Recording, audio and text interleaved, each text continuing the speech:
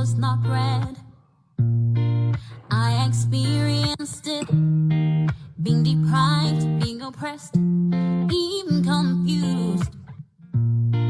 It's enough now, we're taking the power back. We're stronger than before, we're prouder, too strong. The worst is over. From Cape to Cairo, Morocco to Madagascar. From Cape to Cairo, Morocco to Madagascar. Good afternoon and welcome back to the AZAPO Online Political Education platform. I am here today with the new National President of the Azanian People's Organization, Comrade Nelvis Kekema. AZAPO held a National Elective Congress, the 25th National Elective Congress yesterday at the University of Johannesburg. And as it rose, it emerged with a new leader. And in that leader, we have Comrade Nelvis Kekema. Comrade Nelvis, welcome to this platform. Good afternoon, and thank you very much, Comrade Simpure. Yeah, I'm sure many are wondering who Nelvis is. You have been in the leadership of the Azanian People's Organization for so many years. And, some of us do know for the longest time that people have been calling on you to ascend to president of the Azanian People's Organization. There must have been something that Black people have been demanding of you, and there must have been something that members of the Azanian People's Organization have been demanding of you. But who is Nelvis really? Well, first of all, I think I need to start at the beginning. I thank the outgone leadership of AZAPO, the standing committee. They did sterling work under the leadership of President Tukwane under very, very, very, very difficult times, and they were able to hold the organization together.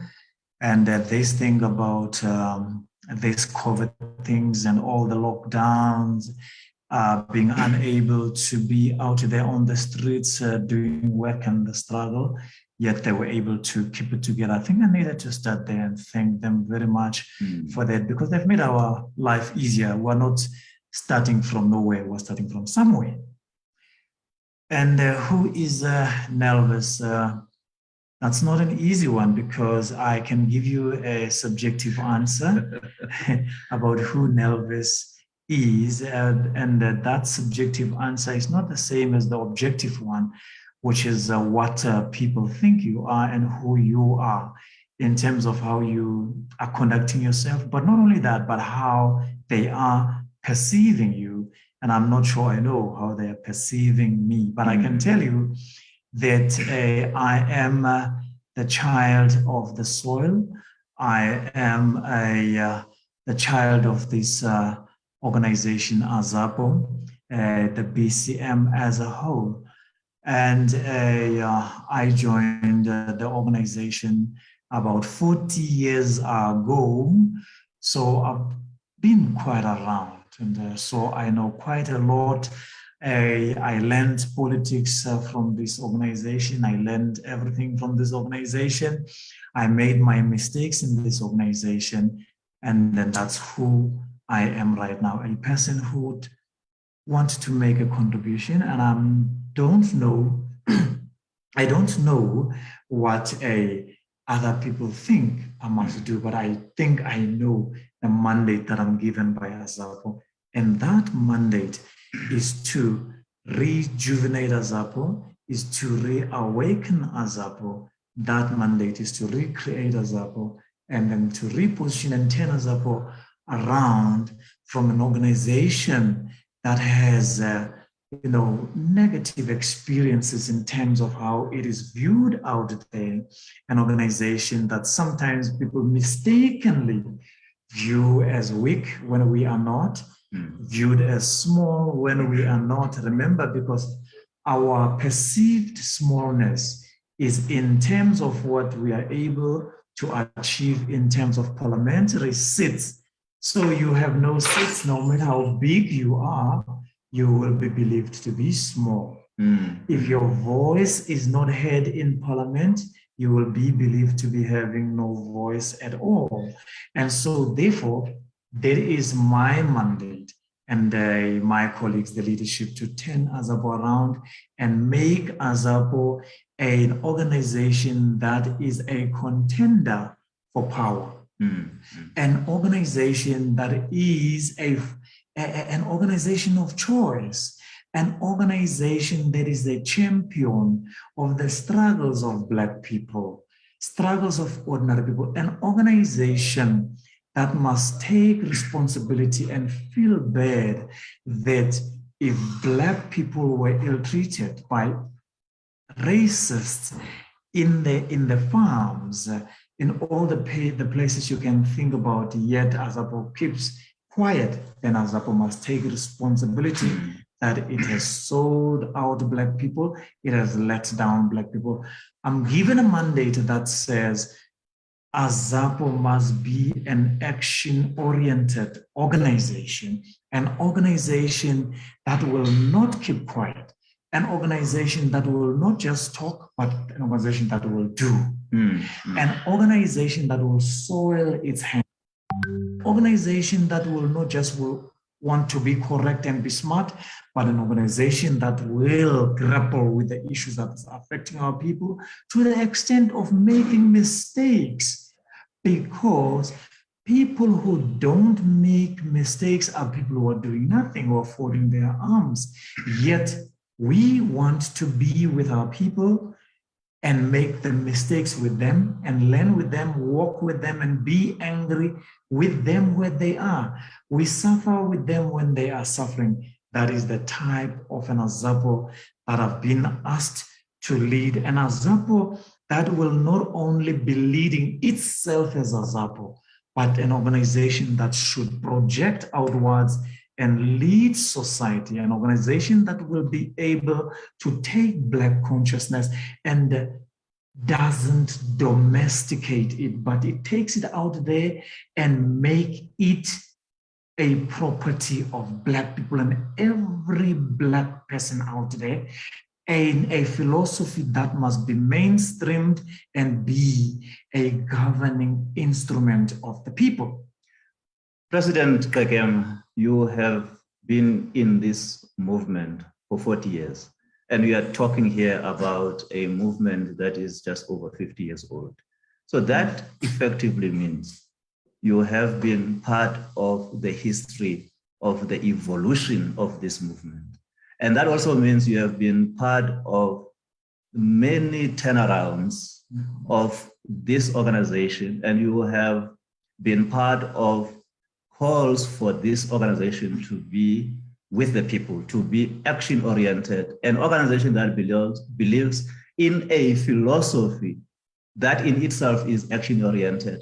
Why is it that AZAPO has battled to be with the people? I think it is simple. Remember, AZAPO is a revolutionary organization. Our orientation, the way we saw ourselves, our mandate, our political program was to take over the country by the force of arms. We were going for a takeover.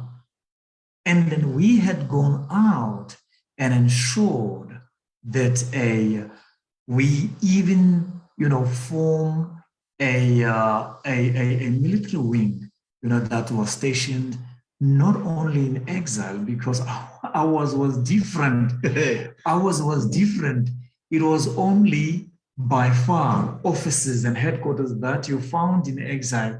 But actually, our soldiers were right inside the country, just went outside for training and then come back. But others did not even have to go outside because the training was happening right behind enemy lines. We did not have to go outside and boast about, villages and villages and villages, of military camps outside. Ours were inside the country with the people. And so that was our orientation. And then come 1994, all that was short-circuited. Mm. When that was short-circuited, our cadreship, our membership, our supportership, the people were not easy to accept that because we're not ready to go really where it started. Mm. And then I think that orientation really created us problems for us because it was now difficult to take a U-turn and say, now we are going to throw out everything. We're now in electoral politics. AZAPO, it has never been easy for AZAPO members to accept that they are in parliamentary politics. And that is now the mentality that we need to turn around to say to our members, hey, come on, we are now where we are and we need to struggle where we are. We are in electoral politics. We need to ensure that we master it. We need to ensure that we make best of it. We need to ensure that we represent our people inside those bodies. But that's not what it all ends up with, because you are doing politics in electoral, but also outside Parliament itself. Now, interestingly, as AZAPO entered into the mode of election politics, and with the electoral democracy that it rejected, it sought to analyze it as a system that will fail. And it has proved itself to be true. The recent local government elections have indicated, that rejection by the people of the system, by, the people of the correctness of AZAPO's analysis. And AZAPO has seemingly been very proud of its ability to analyze the conditions of our people and the developments in our society. And that pride has never really translated into a resonance with the communities and with the people. Is it perhaps because of what you say, AZAPO members themselves never really accepted this and never adapted themselves to electoral politics? What do you point this to? The fact that, in as much as AZAPO has always been correct in its posture, in its analysis, and yet it has battled to translate that to the support that it desires for it to be effective in electoral politics. That's right. And remember that a political correctness in itself and by itself will not take you much. It will not take you much, because that political correctness must be a correctness that links up, with the correctness of where people are in terms of what they need and what they are doing. So if you're going to be correct alone and in your ivory towers, then you are now incorrect once you start working like that, because you are now divorced from the people. You, as Mao says, you are now having a problem of commandism, because you're now too ahead and walking alone, too ahead of the masses. And you are walking alone, you are correct alone. If you are correct alone and too ahead, you are therefore wrong.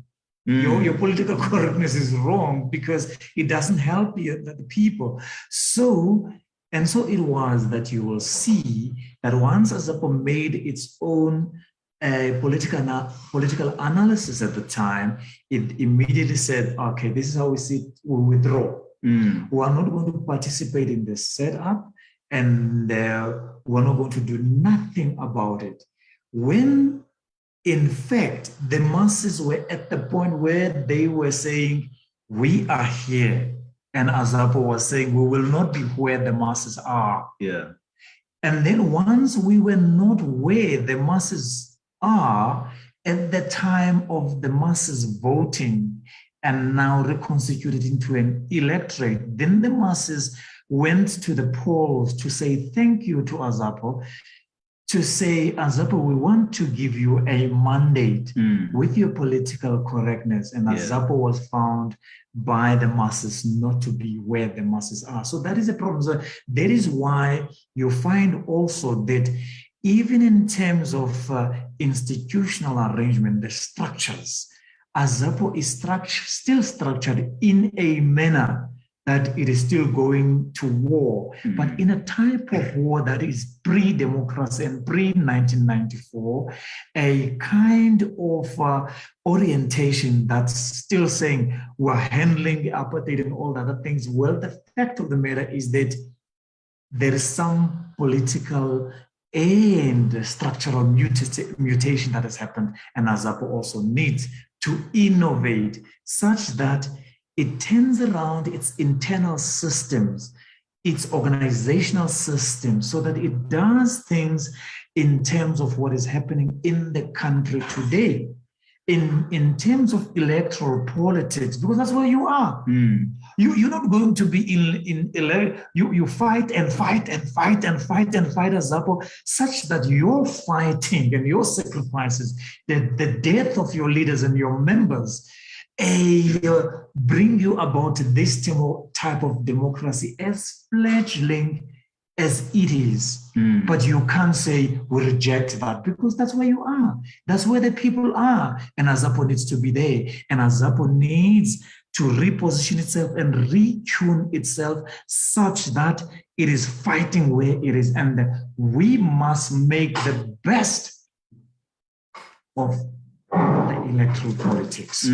But when we do that, like I said earlier, that's not where we are fixated and end, because we must understand that you will only go to parliament if you started to be with the people in the villages, in the communities, and camp with them and suffer with them and work with them and champion the struggles with them and run and duck the bullets, with them and be beaten by the police dogs with the people.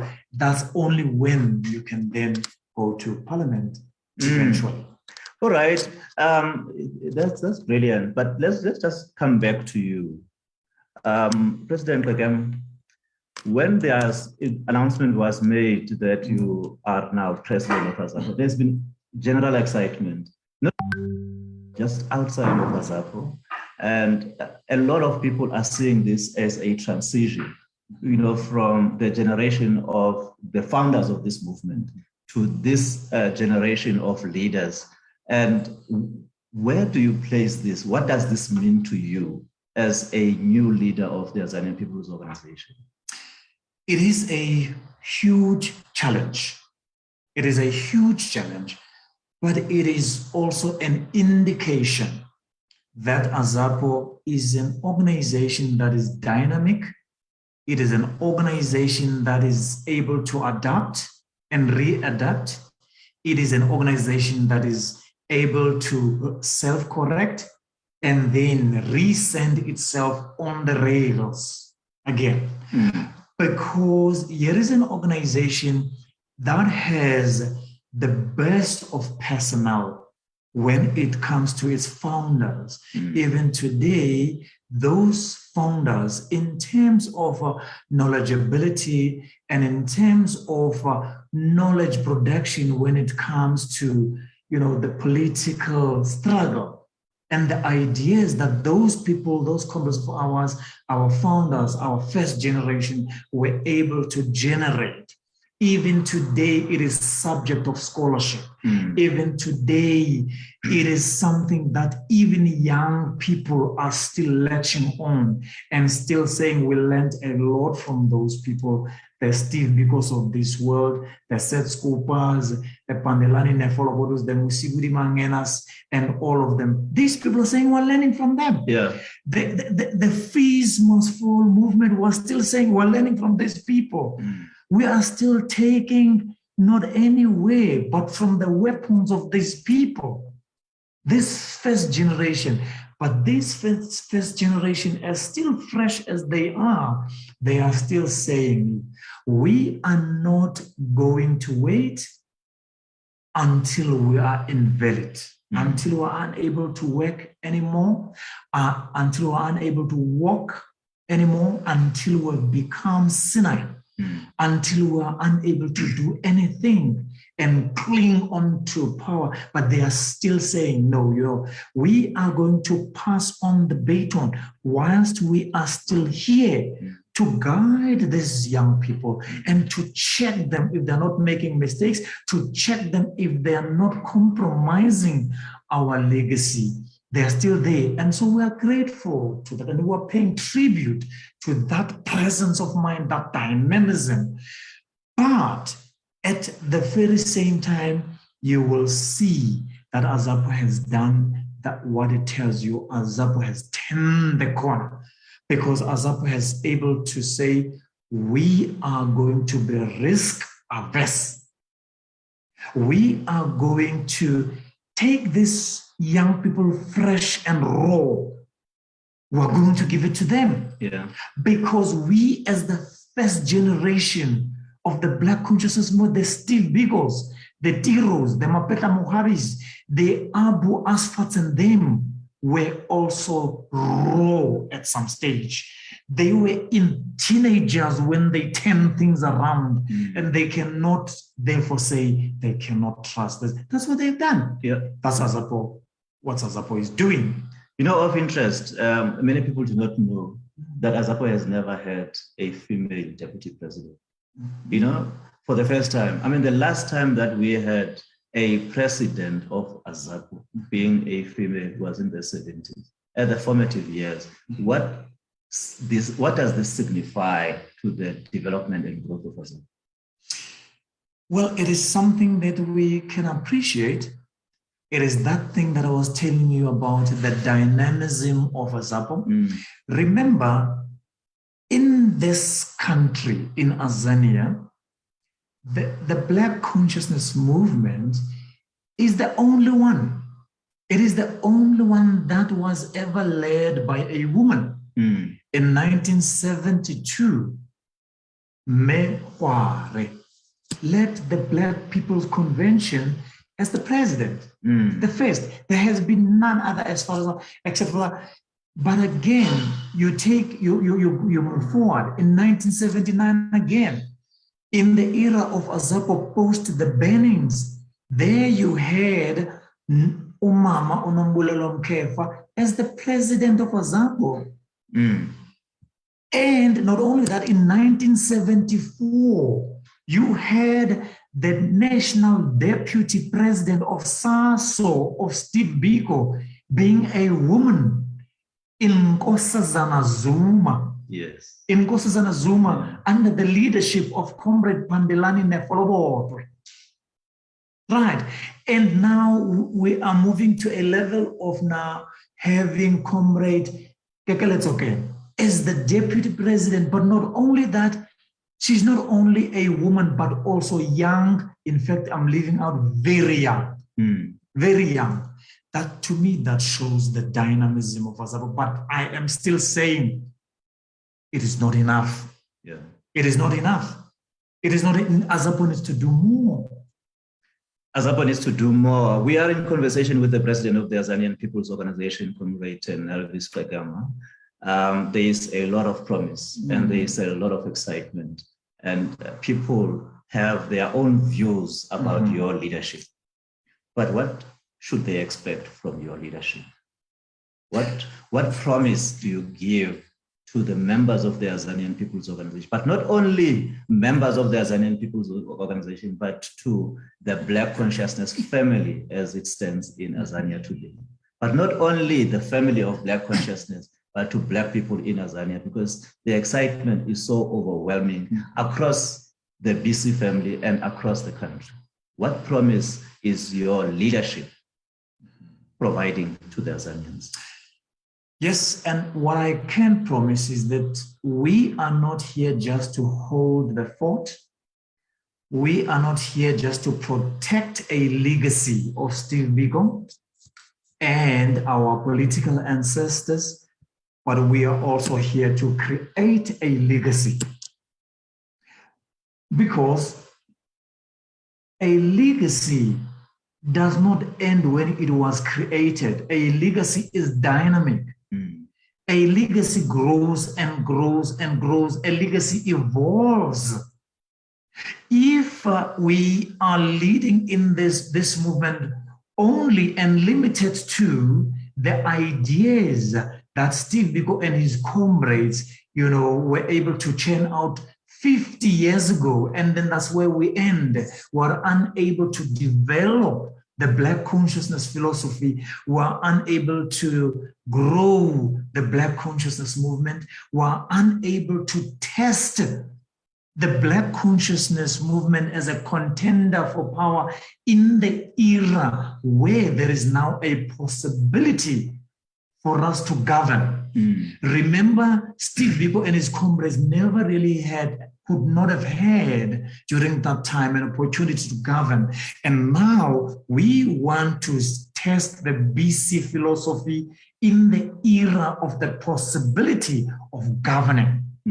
We want to mainstream it as a tool and instrument for governance. But also, we are here to do things that have never been done before, because we are going to experiment. We are going to take a plunge. We are going to do things that were not only done before, but things that were not done before, because we need to go forward and move. So I'm saying to you, some of the things we're going to do might even shock our own comrades, because we are out and out to take Azapo to the people. And the part of doing that is to be able to talk to the membership of Azapo that is taking refuge in other forces. That membership must come back to Azapo. There is space and something to do for that membership in Azapo. They have been taking refuge, they must come back, but we are out also to talk to those people of Azapo and supporters of Azapo who might having this grudge or that other grudge or this resentment or that other resentment. We are saying to them, come on, come back. The Azapo Congress has mandated us to say, let us open the doors to all Black people, those who are angry with us or those who are angry with all of them have a room, the space enough to come back, because we want to recruit new members, new people. We want to have a problem of having people who don't understand our movement, and then we can fashion our movement and our philosophy and our organization around new people and then new ideas and fresh ideas. Some people will say, President Kagame is talking in abstract terms. We want to connect to communities. We want to grow the movement. What does this mean in practical terms? What is your thinking and your perspective about the economy of the country, the economy of Black people? And some people are talking about, the occupation of the township economic space by what they call foreigners, the Africans coming from foreign lands and other people coming from foreign lands, and all the economic activities that were helping Black people survive in their own spaces has been taken up by other people. How is Azapo going to be responding to some of these issues? Yes. And this is where the relevance of Black consciousness philosophy come into play, because if there is any force, organization that is ruling in this country, yet it is Black consciousness-less, then there's a difficulty. Yeah. There is a difficulty there, because it means that force will never be able to connect with our people, because it does not have the correct thinking, correct attitude, and the correct tools. That is why you find that in that space that you're talking about, the township economy, so-called, because sometimes you must also understand that our economy as a people and as Zambian, as Black people, is not only the township economy, because that is an extremely small piece that is completely insignificant when you compare it with the rest or the better part of the cake, because we want to be able to control that economy that is controlled by the 10% of the population, and that is white people.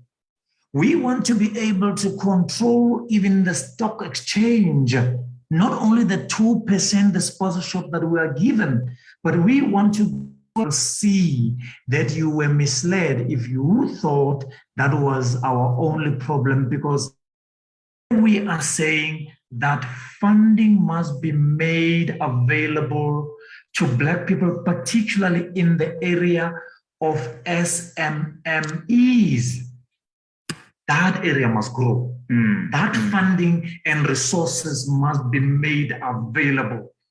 Even in the rural areas, the agricultural corporations and all other people, funding must be made available to the farmers, Black farmers. Funding and tools must be made available. Why can't we do it when the Afrikaners do it? Tractors and implements and everything, and all their co-ops were made available to them. But when it is us, all those resources are taken out. We're left to do it on our own. What do? You give a farmer to Utata Umonelo Bongo. After you've given that farm in the Western Cape, what does it do? You kill that farm and it dies. We are in conversation with the president of the Azanian People's Organization, and if you want to join the conversation, you're more than welcome to do so by raising your hand and ask any question.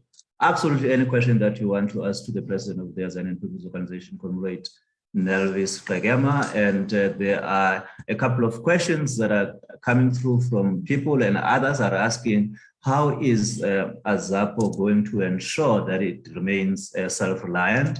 And the other question is about, of course, the unity of the Black consciousness movement. Is it something that is going to be top of your mind as you navigate the next couple of years as leader of the Azanian People's Organization? And maybe you can just start with those questions, and let's see if there are any more questions that are coming up.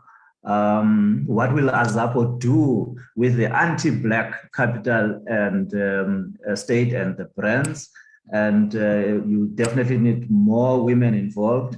How does Black consciousness translate in a community, say Rockville, Muhlakeng, or a village in Marishane?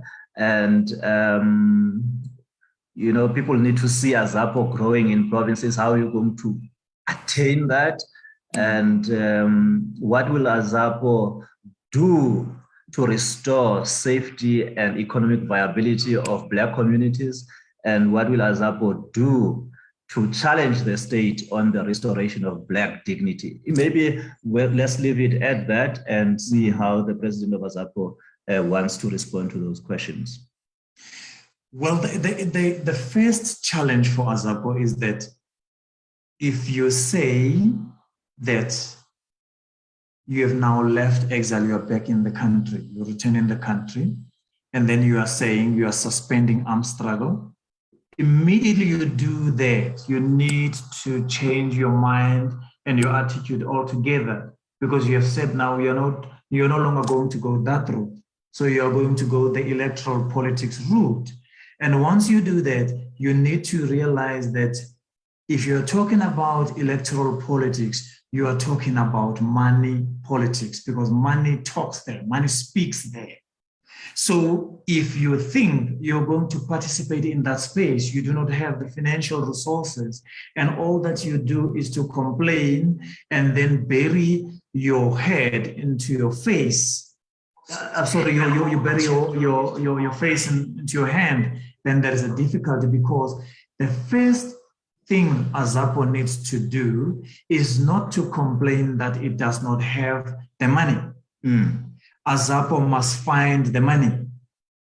AZAPO must be able to talk to itself, talk to the Black communities, talk to Black business people, and then see how the crowdfunding that AZAPO can do of its own, and then talking to Black business who take and believe in the political program that AZAPO is putting on the table. And then we say to those people, you must understand, Black people, Black business people, understand that if you are going to make this country a single party dominated, a democracy, you are going to have a problem. You're going to have a difficulty because you are putting all your eggs in one basket. The other thing you are doing, you are also undermining the character of multi-party democracy, because democracy works best and efficiently when there is a possibility that the ruling party might lose power. Yeah. If that possibility is not there, somebody and those rulings are short of 90% or landslide victory forever, then forget, you're going to be in trouble. So therefore, AZAPO needs to have financial independence, financial sovereignty, and that AZAPO is going to have a detail on that when it meets and then on itself, but also taking AZAPO to the people means that AZAPO needs not only talk its political correctness through the word of mouth, but AZAPO needs to talk through its hands, soiling its ends. AZAPO needs to be involved in action. AZAPO must talk through actions wherever it is. AZAPO must be fighting. AZAPO must be grappling with the difficult things.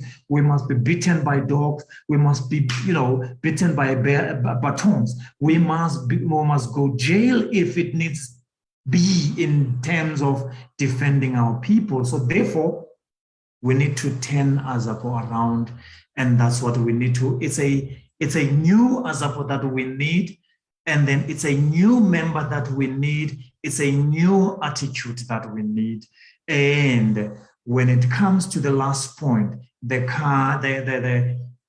issue about unity, AZAPO Congress has given us, not even given us a mandate, but that never give up on Black people.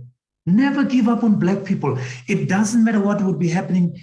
Unity of Black people is permanent. Black solidarity is permanent. It is both a principled and of strategic value in terms of rebuilding our organization. So therefore, we are going to talk with our people because already, time is a healer. Time is a healer. A lot of comrades who used to have issues with AZAPO are already back in AZAPO. Back in AZAPO. We are still going to talk with those who are outside. We're still going to talk with others and see what can be done to make what we want of it. And so therefore, AZAPO has made an emphasis and said to us, whatever you do, your primary mandate is to grow AZAPO, build AZAPO. So therefore, your primary mandate is to recruit new members, the youth and women. So do not therefore think you're going to spend all your resources and time and energy trying to unite with yourself. But the primary mission is to recruit and grow. We want fresh ideas as we do this. Fresh ideas and fresh perspectives as we grow the Azanian People's Organization.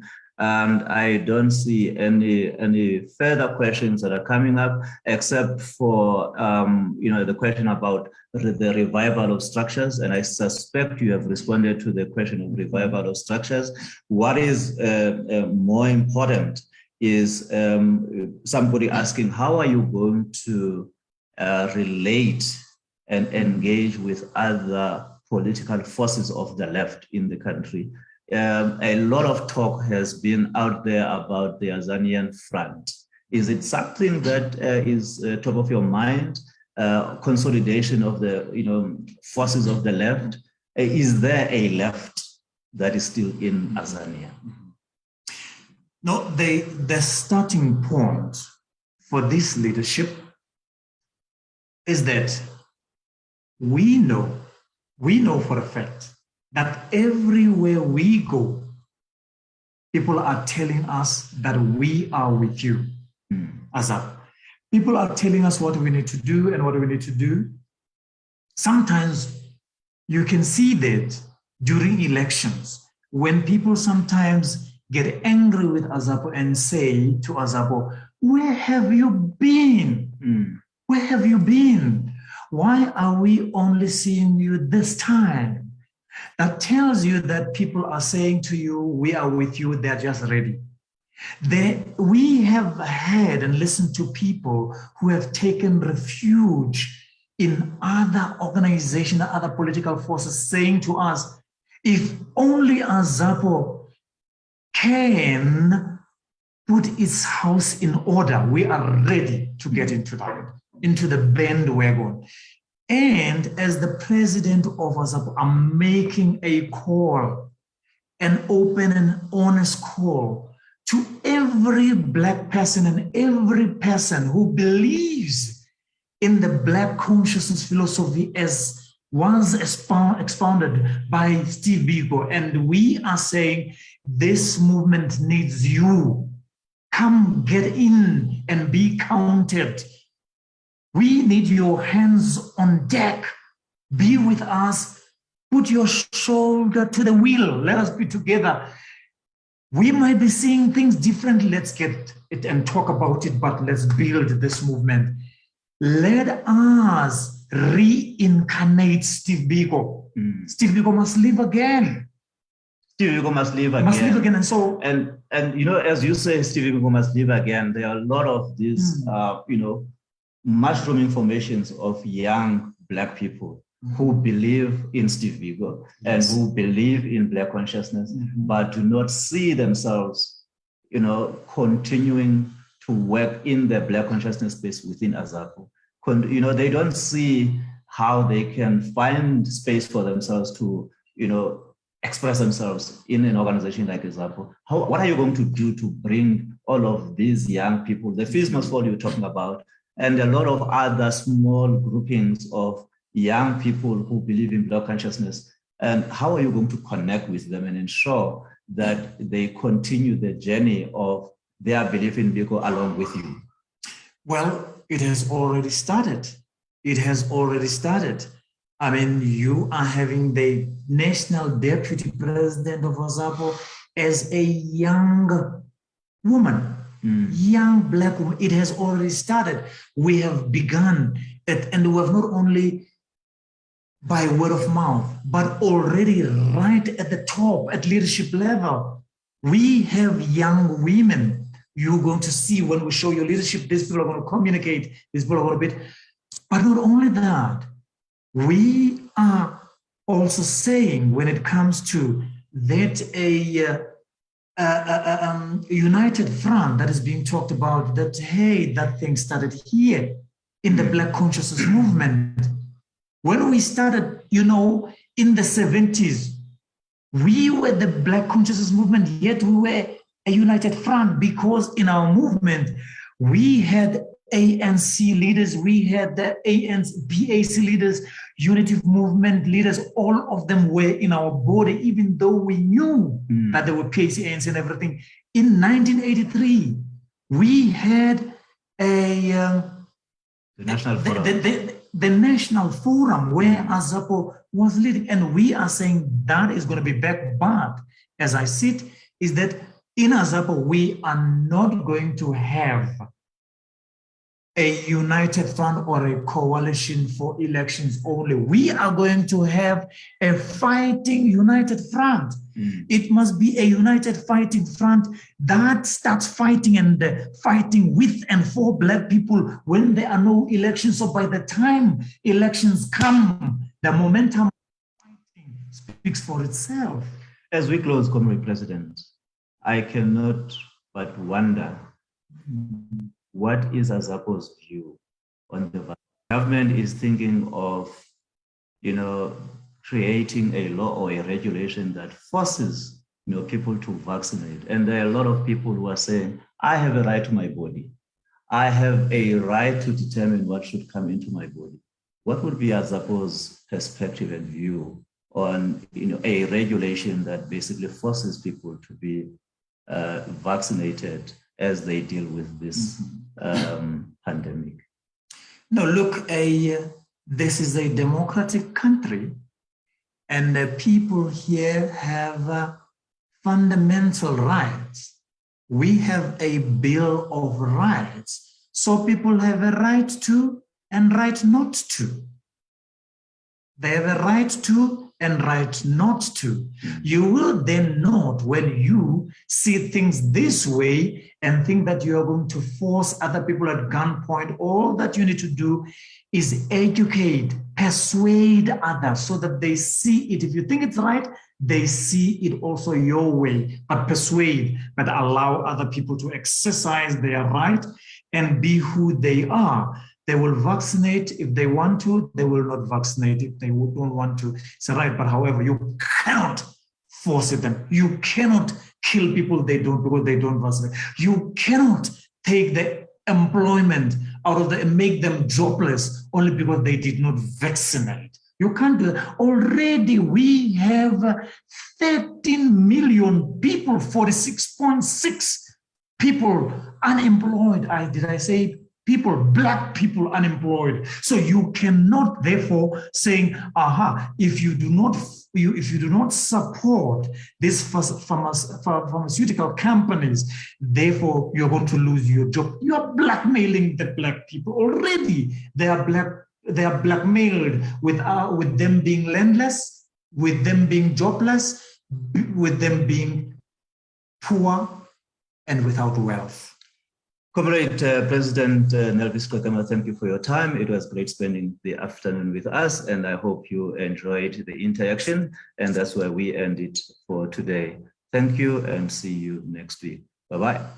Bye.